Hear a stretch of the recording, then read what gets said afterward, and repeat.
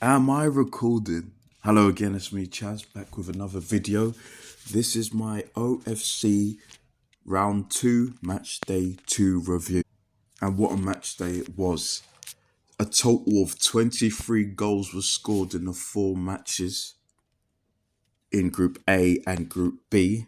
But that is not all. We now know the 2 nations who will compete in the third round, the knockout rounds of the OFC World Cup Qualifiers.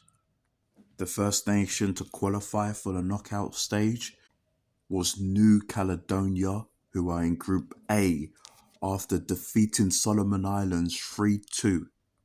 And after Papua New Guinea and Fiji drew 3-3, it's now mathematically impossible for New Caledonia not to qualify. The other nation to qualify for the knockout rounds was New Zealand.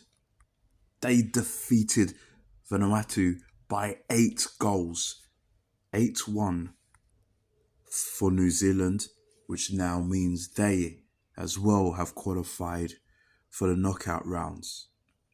And with Tahiti defeating Samoa 3-0, they were able to be second in their group and sets up a decisive match between them and Vanuatu next week. Alright, let's discuss those games in a little more detail, starting with Group A and with the match between New Caledonia and Solomon Islands. As I mentioned, the game ended 3-2 to New Caledonia.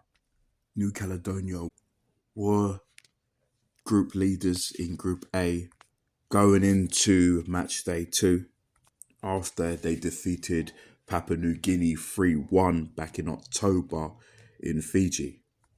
This game was a little tougher for New Caledonia. A soft and early penalty for Atala in the 6th minute. Soft penalty in my opinion.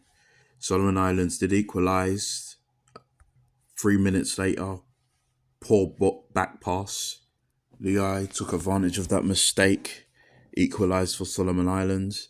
Then Solomon Islands did take the lead from a corner. Alec was able to make it 2-1 for Solomon Islands. But again, in the second half now, another soft penalty, which I personally believe wasn't a penalty this time around. Atali did score again. That's 3 penalties now. He has scored in total for New Caledonia in the past 2 games. So he equalised for New Caledonia, making it 2-2. And finally, in the 69th minute, New Caledonia was able to take the lead. Solomon Islands were caught out in possession. Hayward Jean assisted Wai to make it 3-2.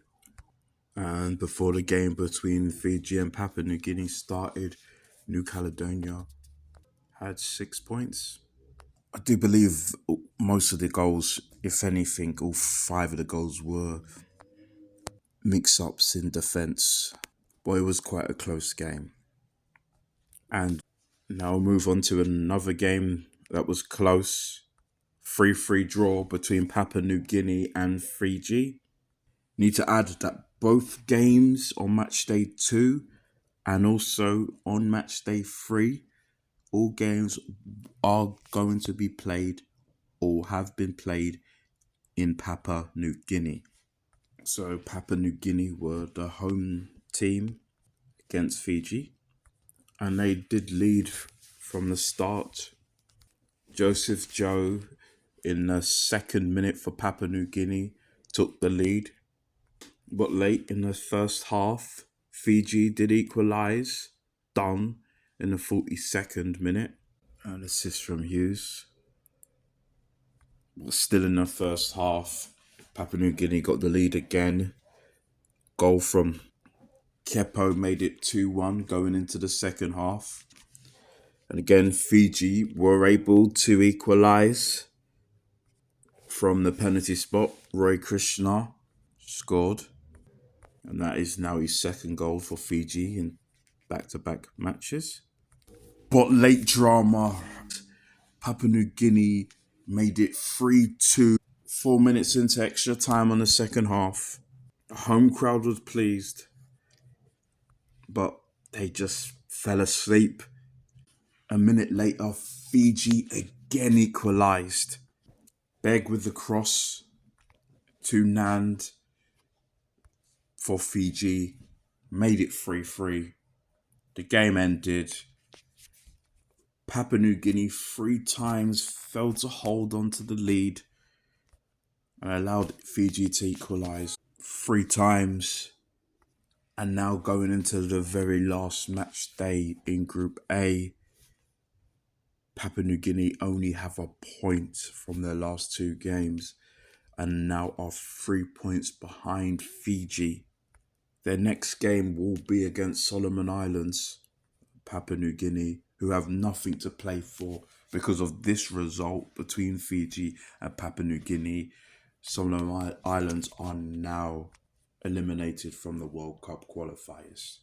And now Fiji will be playing New Caledonia next week. Papua New Guinea will need to beat Solomon Islands by 3 goals clear and hope that New Caledonia defeats Fiji if Papua New Guinea are going to have any chance of competing in the next round. Fiji would just need to avoid defeat. Another quick check at Group A. New Caledonia first and qualified. Fiji second on 4 points. Papua New Guinea third with a point. And Solomon Islands, who are bottom of Group A and cannot go through to this next round. All right, let's move on to Group B. I'd like to make note about Group B's game. Unlike Group A in Papua New Guinea, where it was really hot, the conditions in Group B in New Zealand, because both games took place in New Zealand, the conditions were very bad, a lot of rain, especially in the game between Samoa and Tahiti, which affected the pitch. Still quite entertaining as a neutral, watch the game between Samoa and Tahiti. That match ended 3-0 to Tahiti. At the beginning of match day 2, both Tahiti and Samoa were bottom of their group, both nations losing their opening games. Tahiti were defeated by New Zealand 3-0 back in Vanuatu, and Samoa lost to Vanuatu 4-1. So it was pretty much clear whoever lost this game won't go into qualify. Now, in the first half, no goals were scored. Like I said, the pitch being so wet did affect play. But I would say Tahiti were definitely the stronger team in the first half. And they continued this into the second half, where Caspered for Tahiti scored in the 59th minute. 6 minutes later, Maton scored for Tahiti, making it 2-0. And then finally, late on, Te'ao made it 3-0. Great bounce back for Tahiti after losing to New Zealand. They now have 3 points going into match day 3 with a goal difference of 0. Now that's important because in the next game, it was between the top 2 teams in the group at the time, New Zealand and Vanuatu. Vanuatu was going into match day 2 top by goal difference. New Zealand absolutely shattered Vanuatu's goal difference, defeating them 8-1. New Zealand opened the scoring in the 11th minute. Garbett scored. 6 minutes later, Vanuatu did equalise. Tasbert, but back-to-back goals from Woods in the 23rd and 24th minute made it 3-1. Wood is having a great season right now at Nottingham Forest. And just like the club, his club performance, I should say, he's scoring again for New Zealand. He did score last month in New Zealand's 3-0 win over Tahiti. Bindon scored in the 31st minute and 38th minute. So both lads, both scoring 2 goals. And with Bindon, that's his first and second goals for New Zealand. So that's 5 goals in the first half, and Vanuatu just couldn't deal with set pieces. That was the problem. Just in the 74th minute, made it 6-1. That's his second goal for New Zealand in 2 games.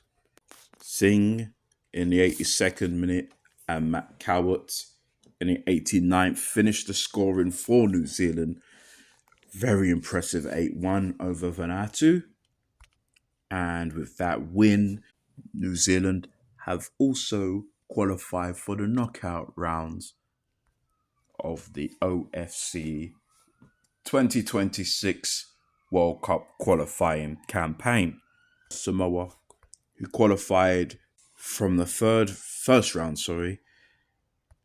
unfortunately, their journey ends and they will go up against New Zealand. So they would only have Pride left to play for. But with Vanuatu, it's not all doom and gloom. They will go up against Tahiti next. Vanuatu dropped 2/3, as I mentioned, because of the goal difference. Now they're at -4 after this game, while Tahiti are at 0. Vanuatu must defeat Tahiti next week to qualify for the knockout rounds. So let's look at that group again. Group B, New Zealand have qualified, as I mentioned, 6 points. Tahiti second with 3. Vanuatu third, also with 3 points. And Samoa, who were defeated, have 0 points and are eliminated from the World Cup qualifiers.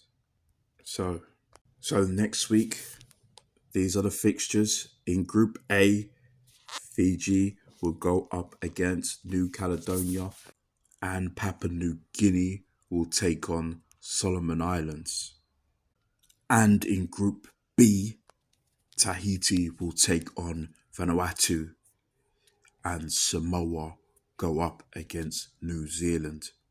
Group A, both games will be taking place in Papua New Guinea, and in Group B, both games will take place in New Zealand. All right then, that was my OFC Matchday 2 Round 2 review. Hope you all enjoyed watching, listening. I appreciate it. Thanks again, and bye.